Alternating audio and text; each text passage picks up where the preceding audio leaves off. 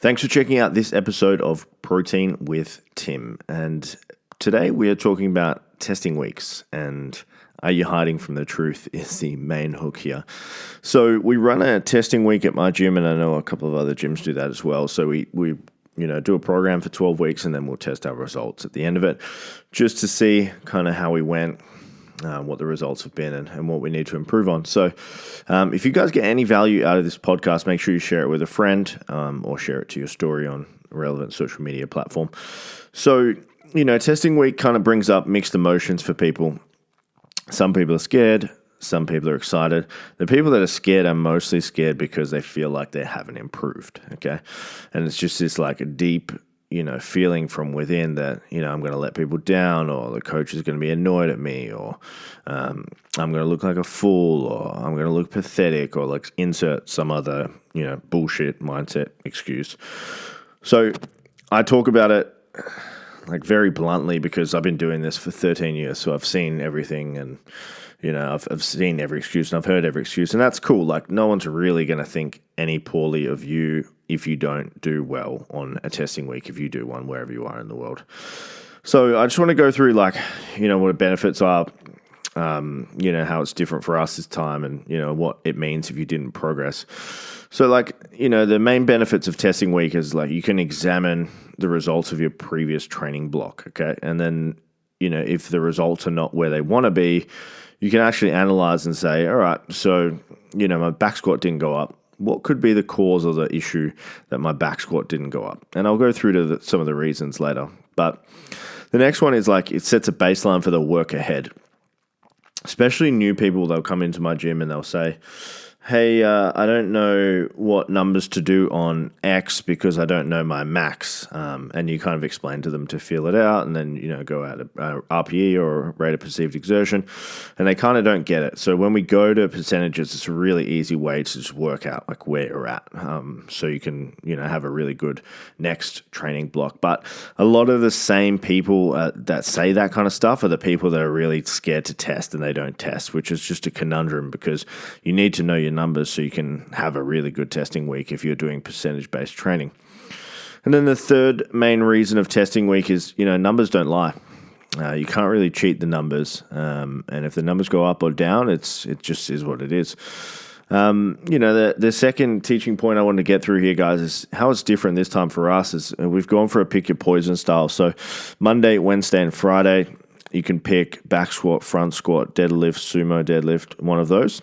Tuesday, Thursday, and Saturday, you can do bench, military press, clean and jerk, or snatch. So we've got 6 days in the week, 8 lifts. You can pick your poison and whatever is more suitable for you. So if you're someone that didn't get progress, or you don't get progress on a testing week, or your numbers don't go up, what the most common issues are is you're probably not super consistent with training. If you train with me at my gym, usually we'll do a set structure for 12 weeks. So, be squatting and deadlifting on Monday, Wednesday, and Friday. Tuesday, Thursday, Saturday will be upper body lifts.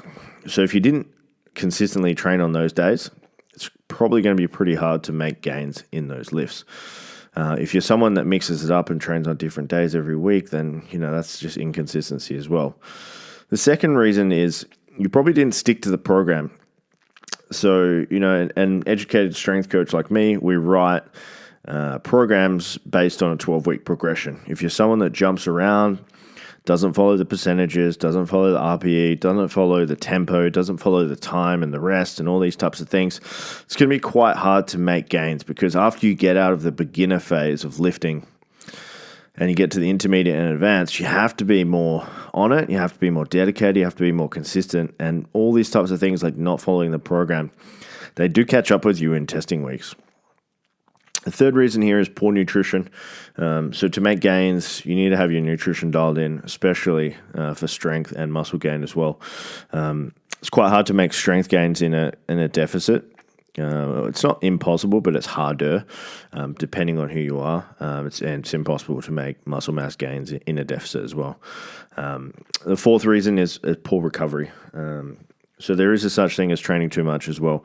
So we've got, 3 different types of people in my gym. The first one is the people that are just so inconsistent that it hurts. Like they just, 1 week they'll train once and next week 4 times and the next week 0. And then, like they stub their toe and then, they come back for 1 session and then, break a nail and they're doing no sessions. And it's just like those types of people have quite a hard time stringing consistency together. I don't know if it's a subconscious thing or a mental thing or what's going on there, but, that's just the way it is. And, it's very hard to make any type of progress with anything. I don't know if that's a mindset or not. Then the second type of people are the people that are just consistent. They'll train Monday, Tuesday, Thursday, Friday every week.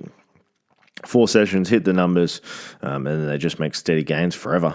And then we've got the last type of people, which are, they train a lot, 5, 6, 7, 8 times a week. They go hard and they feel like because they're going harder, they should get better results when, there is a law of diminishing returns with training as well. It's like the more you do, not the better your results are. There is a glass ceiling to that. And that is evident with, a lot of other people I know, they train 3 hours a day. Not friends of mine, but people I know, they train 3 hours a day and their results are not much better than people that train 4 times a week for an hour in each session. So that's, 15 hours a week of training versus 4 hours, a week of training. And case in point is probably me. My training, I train, 4 to 5 hours a week, do some stretching, do some mobility, and, I'm over 200 kilo squatter, over 200 kilo deadlifter, 155 kilo bench, can clean, jerk and snatch more than probably 99.99999% of people. But I've only trained 4 to 5 times a week for 15 years, and there's just proof in the consistency of that. So testing week is here. If you're not at my gym, do a testing week every 12th week because you can't hide from the truth, and it makes you a better person, and you'll learn from it and get better. Thanks for listening.